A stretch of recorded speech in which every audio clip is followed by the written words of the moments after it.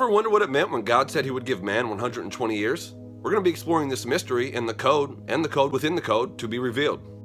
Also, Jubilee, numerology, astrological ages, and the mystery of the Sphinx Babylonian Lamassu tetramorph connection. Some say 120 years is the lifespan of man that God gave. Perhaps. Also that God gave Noah and man 120 years to build the ark and to repent. But it goes deeper. But first, to reveal this fascinating mystery, you have to know what the Jubilee is, the concept of it, and the Jubilee cycle, which we're briefly just going to give you the basics of. Reflecting the 7 days of creation, the 7th year would be a Jubilee year, the 49th would be 7 times 7, a super Jubilee year, and the 50th would be the year it was celebrated, 50, the ultimate Jubilee. Jubilee is the resting and the forgiveness, and also the pattern of the Sabbath or Shabbat, the rest. This also ties in with the 7-day theory. 1 day with the Lord is like 1,000 years. 6,000 years of the Adamic storyline, with the 1,000 years being the millennial reign, the Sabbath at the end. So back to this 120 and the Lord's mysterious relationship with time. What if he was only counting the Jubilees? Every 50 years, the ultimate sign of forgiveness, the Jubilee. What would 120 times 50 be?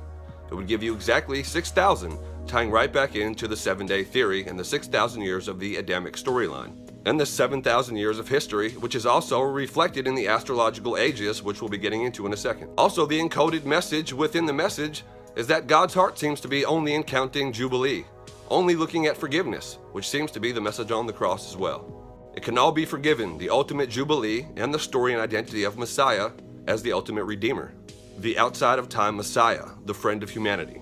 This 7-day pattern is also the same as the 7 candlestick menorah, which is also the same as the 7 spirits of God found in Isaiah before the throne, which are also reflected through the 7 feasts and a hidden code within the 7 feasts, which you can find a video on my page about. This raises a very interesting question. When are we? Different accounts of history, chronology not exactly agreeing with itself, and the appointed years not unanimously agreed upon in the world. Depending where you live, you're going to think it's a different year. Future time mystery video coming up as well. This brings us right into the fascinating mystery of how astrological ages ties in with all this. To keep it simple for now, an astrological age is a little over 2,000 years.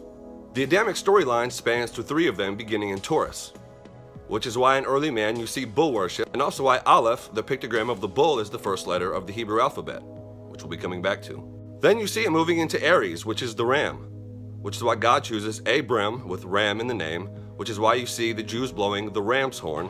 This all has to do with the age of the Jews, which then goes into Pisces, which is the age of the church, which is the age of Christianity, which not coincidentally happened about 2,000 years ago.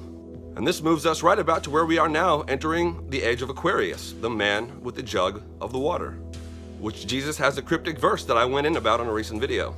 Check it out. If you're interested more in the Adamic storyline or the journey from bull to man, check out my video that has Hyperborea and the Mazzaroth wheel in the thumbnail. Is this all a copy or what? By the way, the 4 cardinal points of the Mazzaroth or the zodiac wheel is the tetramorph, is the 4 living creatures around the throne of God: man, eagle, lion, and ox. Throne guardians, which are also Sphinx, Babylonian Lamassu, and other lion, eagle, ox-man hybrids found all over the world, all tying into one thing. Also on one of the 4 cardinal points, Scorpio the scorpion is replaced by Aquila the eagle after being defeated by it, which also ties in with the story of the Mazzaroth, which we'll be getting more into in the future. Speaking of the Sphinx, it all ties in with the stars and the story God put in there, and even the Sphinx tells you to start with Virgo, the virgin, and to end with Leo, the lion, the returning, redeeming conqueror, the lion. Found all over the world, this Sphinx Babylonian Lamassu, winged lion or bull with a man face combo. The tetramorph also ties in with the cherubim, which God also rides. Different frames of references for the same thing. Sphinx is all over the world, including the ever-expanding mysterious southwest of the United States.